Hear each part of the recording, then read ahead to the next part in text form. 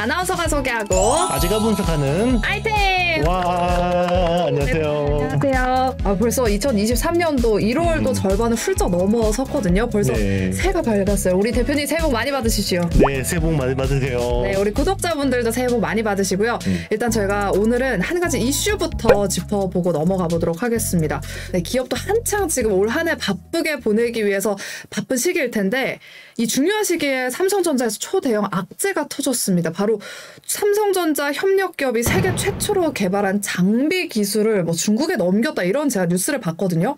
어떤 이슈인가요? 네, 이제 삼성 계열 반도체 장비 사업을 하는 계열사가 있습니다. 세메스라는 회사인데요. 세메스요? 네네, 세메스라는 회사인데 재직을 했던 사람들이 네. 초임계 유체라는 이제 세정 기술을 가지고 나와서 네. 네, 중국에 팔다가 걸려서 네, 이번에 사법적인 처리를 받게 된 사건입니다. 이번에 넘어간 기술이 반도체 세정 관련 기술이다라고 하셨잖아요. 네네. 이 기술을 넘긴 대가로 1,200억 원을 챙겼다라고 하는데 정말 굉장한 기술인 것 같거든요. 네네. 이 기술 세정 공정이 어떤 기술인지 좀 설명 부탁드릴게요. 세정은 이제 8대 공정에는 안 들어가지만 기본 기술인데 말 그대로 세정은 씻어내는 겁니다. 세수하듯이. 네네, 맞습니다. 그래서 반도체는 굉장히 여러 가지 공정들을 하다 보면 네. 눈에 보이진 않지만 굉장히 미세한 파티클 같은 것들이 이제 묻어날 수가 있거든요. 먼지도 있고. 네, 맞습니다. 아무리 어떤 클린룸에서 진행하더라도 생길 수밖에 없기 때문에 이걸 씻어내는 기술인데요. 기존에는 어떤 초순수 99.999 수준의 어떤 초순수라고 하고요. 그걸 가지고 주로 씻어내는데, 그것도 아니면 이제 이소프로필 알코올이라고 해서 IPA라는 알코올 네. 가지고 이제 딱 씻어내는 경우도 많고요. 그래서 주로 습식, 네, 케미칼 가지고 습식으로 많이 썼는데, 이게 점점 더 미세 공정 3나노, 4나노 이렇게 가버리고, 그리고 이제 방막 두께도 점점 얇아지죠. 쓱 이렇게 문질러서 닦아내는데 옛날에는 깎여도 상관이 없었거든요. 네네. 이제는 살짝만 깎여도 큰일 나요. 왜냐하면 요즘에는 원자층으로 증착하잖아요. 그쵸. 그러다 보니까 이제 그런 것들이 점점 더 중요해지고 있고, 그 세정 기술도 점점 난이도가 높아지고 있는데, 자, 이런 어떤 선단 공정에서 어떤 세정을 잘 할 수 있는 그런 기술 중에 하나가 초임계 유체라는 기술이고요. 초임계 유체가 뭐냐면 기체하고 액체의 어떤 중간 상태에 있는 거고, 기존 어떤 주변 회로들을 다치지 않게 잘 할 수 있는 거고, 그리고 기본적으로 이 초임계 유체 상태가 있으면 금도 녹일 수가 있고요.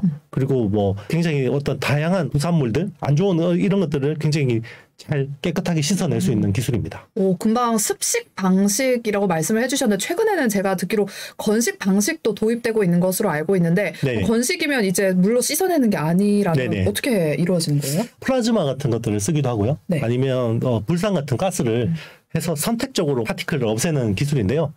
국내에서는 테스라는 업체가 이런 것들을 좀 이렇게 신규 사업으로 좀 진행하고 있고, 기존의 어떤 습식 방식의 케미컬, 전통적인 케미컬을 하는 회사들은 케이시텍이라는 회사도 있고요. 물론 이제 세메스도 많이 하고 있고, 그리고 케이시텍이라는 회사도 있고, 제우스라는 회사도 있습니다. 네, 그러면 이번에 유출된 기술이 세계 최초로 개발된 장비 기술이라고 하잖아요. 그 중에서 세정 공정이라고 하는데, 그 이전과 차이점이 있다면 어떤 차이가 있을까요? 일단 초임계 유체라는 그 어떤 머티리얼 가지고 하는 게 이제 굉장히 특이한 상황이고요. 네네. 그만큼 어려운 기술이고요. 이게 이제 향후에 선단 공정에 있어서 굉장히 중요한 키 기술이 될 수 있는 거고요. 중국 입장에서는 빨리 이런 것들을 가지고 가고 싶겠죠. 그러니까 1,200억 원이나 줬겠죠? 그렇죠. 그런 식으로 해서 앞으로 아마 중국은 자금은 많은데 기술은 점점 이제 미국 때문에 못 가져오는 상황들이 많아지기 때문에 불법적인 방법을 동원해서라도 많이 하려고 할 거고요. 실제로 이제 중국이 기술을 흡수하는 데 있어서 이런 방법들을 많이 쓰고요. 네. 산업 스파이 같은 것들을 많이 쓰고, 일단 해킹도 많이 합니다. 2G, 3G, 4G 때는 존재감이 없다가 왜 갑자기 5G에서 화웨이가 이렇게 잘하냐. 돈 때문이에요? 돈 써서? 그런 이야기들이 많은 거죠. 그런 식으로 이제 기술을 전현직 어떤 엔지니어들을 영입해서 몰래 기술을 빼내거든가, 아니면 국가 차원에서 해킹을 해서. 네. 그렇죠. 보통 그렇잖아요. 통신 기술도, 반도체 기술도 마찬가지고 전 세대 기술 못했는데 갑자기 잘할 수가 있나요? 그렇죠. 네. 그런 식으로 의심을 많이 받고 있죠. 그런 어떤 하나의 사례라고 볼 수 있을 것 같습니다. 네. 네, 그럼 조금 더 자세하게 저희가 앞서 세정 공정에 대해서 조금 더 이야기를 해보자면, 화학 기계적 연마 공정이 많아질수록 세정 공정도 늘어난다고 하는데 왜 그런가요? 일단 CMP라는 공정 자체가 네. 어떤 이제 메탈 공정을 하고 나서 불필요한 부분을 깎아내는 거거든요. 아, CMP가 깎아내는 거예요? 네, 그러니까 어떻게 하냐면 액체에다가 네. 알갱이, 미세한 알갱이들이 있어요. 우리 치약 생각하면 될 것 같아요. 아. 치약처럼 이렇게 케미칼에다가 미세한 알갱이 들어있는데 요걸 뿌려서 문질러요. 네. 이렇게 폴리싱 한다 그러죠. 그러면 이게 평평하게 깎이죠. 그래서 화기계적 연마라고 하는데 그때 어떤 구리나 이런 어떤 알갱이들이 눈에 보이지 않는 알갱이들이 굉장히 많이 나와요. 그러니까 세정을 더 많이 쓸 수밖에 없죠. 그런데 중요한 거는 기존의 메모리 반도체보다 시스템 반도체에는 메탈 공정이 훨씬 많이 들어가고 메탈 공정은 당연히 CMP 공정이 따라가기 때문에 우리나라가 지금 삼성이 시스템 반도체를 육성하려고 하고 있잖아요. 그러면 그럴수록 CMP 공정에 대한 수요가 늘어날 수밖에 없고 그와 덩달아 또 세정 수요가 늘어날 수밖에 없다. 이렇게 볼 수 있습니다. 그러면 이번에 초임계 유체 세정 기술이 도입된 영역이 네네. 반도체 안에서도 어떤 부분들이 있을까요? 일단 지금 첨단 어떤 디램 공정에 적용이 된 걸로 알고 있고요. 저희 지난번에 디램이랑 네네. 낸드 플래시 공부했잖아요. 네네, 맞습니다. 네. 디램이 지금은 이제 그만큼 EUV 공정을 쓸 정도로 미세 선단 공정이 중요해지고 있고 지금은 이제 14나노, 12나노까지 와 있잖아요. 초임계 유체가 적용이 되고 있고요. 아마 시스템 반도체 쪽은 3나노 게이트 올 어라운드라는 어떤 구조를 쓰는데 GAA 다음 구조가 MBC 팻이라는 게 있어요. 멀티 브릿지 채널 필드 이펙트 트랜지스터. 우리 PD님 힘드실 것 같아요. MBC 팻이라는 공정이 있는데 이거는 기존에는 GAA 같은 경우는 나노 와이어 형태예요. 네. 트랜지스터 구조가. 그런데 이제 MBC 팻은 나노 시트 형태거든요. 그래서 아마 거기에 초임계 유체가 쓰일 것 같다라는 게 이제 업계 시각입니다. 이번에 어떻게 보면 이 이슈를 통해서 초임계 유출 세정 기술에 대해서 조금 더 자세하게 배워볼 수 있었던 시간인 것 같습니다. 그리고 또 중국이 사실 어떻게 보면 많은 돈을 가지고 이렇게 해킹이든 어떤 방법을 동원해서라도 반도체에서 좀 입지를 확고히 하려는 그런 의지가 좀 보이거든요. 그렇죠. 이번 기술 탈취와 중국의 반도체 굵기 이런 연관이 좀 있을까요? 당연히 있을 수밖에 없죠. 중국 입장에서는 반도체 굵기를 하는 게 기술 자립화를 위한 거고 네. 기술을 자립하려면 예전에는 심플했죠. 글로벌 밸류체인 세계가 뭔가 이 평평하게 하나일 때는 그냥 M&A 하면 되죠. 그렇죠. 네, M&A 하면 되죠. 그래서 실제로 과거에 오바마 정부 때 마이크론을 중국이 인수하려고 했었어요. 칭화윤이가. 그래요? 네, 그때 아마 마이크론을 인수했었으면 그냥 게임 끝이에요. 네, 미국이 아마 큰일 났을 텐데 다행히 그때 이제 이게 막혔고 지금은 미국이 어떤 중국의 행태에 대해서 굉장히 견제를 하고 있기 때문에 아마 이제 기술 습득이 쉽지 않을 거고요. 그럼에도 불구하고 중국 정부가 계속해서 돈을 풀고 있죠. 이번에 1조 위안을 풀기로 했거든요. 반도체 쪽에. 1조 위안이면 우리나라 돈으로 185조입니다. 네, 와. 185조를 풀어서 반도체를 계속 기술을 자립화한다는 건데요. 그런 것들은 이제 일단은 고급 장비를 살 수 있는 데를 사서 이걸 카피하려고 할 텐데 카피가 잘 안 돼요. 그래서 어떻게 하겠습니까? 전현직 엔지니어 우리나라 데리고 오는 거죠. 네네, 맞습니다. 그런 사람들 많이 데려가서 이제 기술 흡수하려고 하고 있고 그런데 이제 우리도 그런 것들을 알고 있기 때문에 예전처럼 막 이렇게 놔두지 않죠. 정부 차원에서 이제 퇴직자들 관리를 많이 하고 있고요. 그리고 이제 이제 해킹 이런 것도 조심해야죠. 중요 IP 기술들이 유출되지 않도록 더 조심해야 될 것 같습니다. 어떻게 보면 약간의 사명감도 좀 필요할 것 같습니다. 그러면 세메스가 비상장 기업이잖아요. 네네. 세메스를 제외하고 우리 대표님께서 눈여겨보고 계시는 세정 기술 관련에 있어서 좀 괜찮은 기업이 있다면 몇 가지 좀 소개해 주실까요? 네, 일단 이제 세메스하고 경쟁하는 그러니까 웹 세정 장비 업체는 2개 정도가 있습니다. 유명한 회사는 일단 이제 제우스라는 회사가 있고요. 네. 제우스 외에 이제 KC텍이라는 회사가 있어요. KC텍은 습식 세정 장비도 하는데 아까 이야기했죠. CMP가 따라오면 습식 세정이 많아진다. 네. 그래서 KC텍은 CMP 장비도 합니다. 네, CMP 장비도 하고 습식 세정 장비도 하는. 야무진 회사네요. 맞습니다. 네, 그래서 굉장히 실력 있는 회사라고 생각하시면 됩니다. 그러면 앞서 KC텍 말씀해 주셨고 제우스도 말씀해 주셨잖아요. 제우스에 네네. 대해서 조금 더 자세하게 또 설명 부탁드릴게요. 원래 그냥 반도체 디스플레이용 습식 세정 장비 업체라고 보시면 되고요. 이게 세정이라는 방법이 여러 가지 기술들이 있지만 공정 처리 방식에 따라서 좀 달라지는데요. 그러니까 웨이퍼를 한 장씩 하는 싱글 타입이 있고요. 네. 그리고 수십 장을 한꺼번에 씻어내는 배치 타입이 있어요. 당연히 싱글 타입이 훨씬 정밀도가 높겠죠.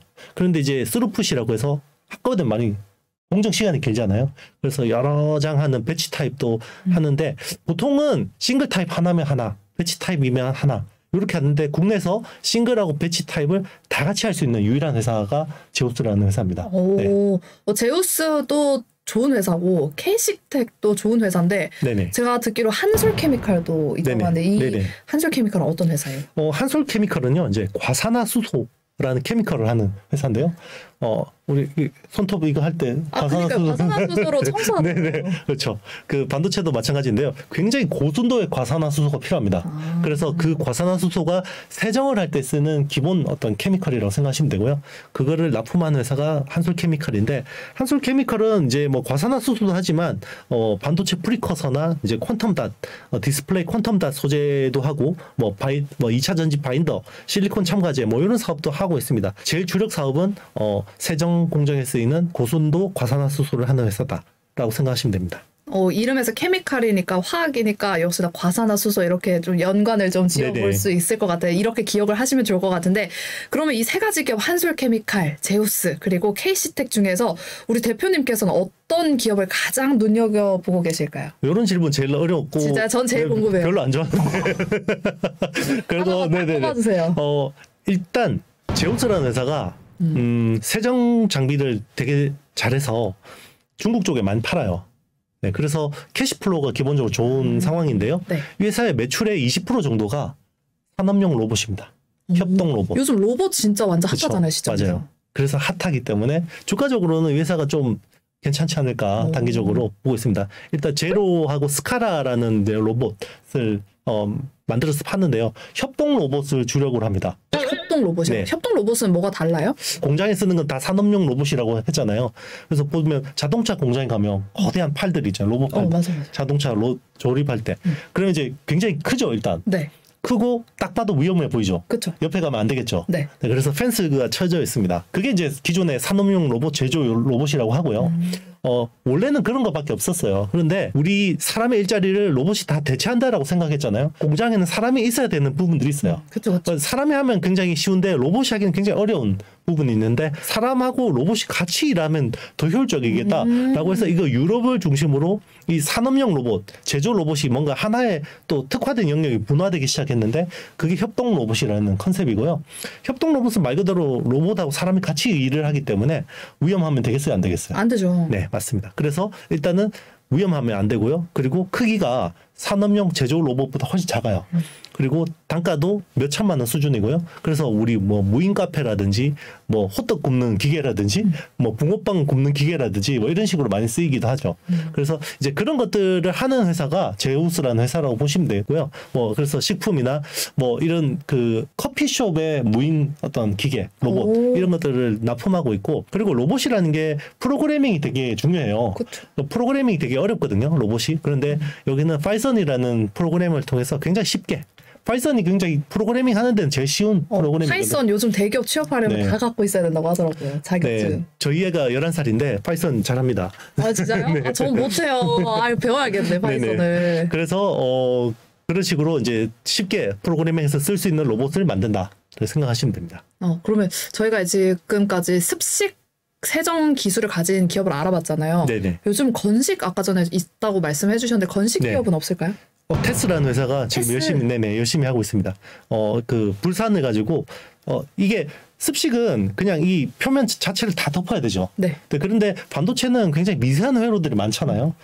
그걸 다치게 할 수가 있겠죠. 한꺼번에 담그면. 그래서 자기가 필요한 부분만 파티클만 딱 거기 가스가 딱 가서 없애주면 되는데 그런 것들을 하는 게 이제 어떤 테스가 하는 건식 세정 기술이라고 생각하시면 됩니다. 네, 대표님 오늘 말씀 고맙습니다. 네, 와. 네, 저희가 준비한 아이템 순서 여기까지고요. 여러분들 새해 복 많이 받으시고 오늘의 영상이 마음에 드셨다면 좋아요, 구독, 그리고 알림 설정, 댓글까지 많이 부탁드릴게요. 대표님 오늘 말씀 고맙습니다. 네, 감사합니다. 여러분들 안녕. 안녕.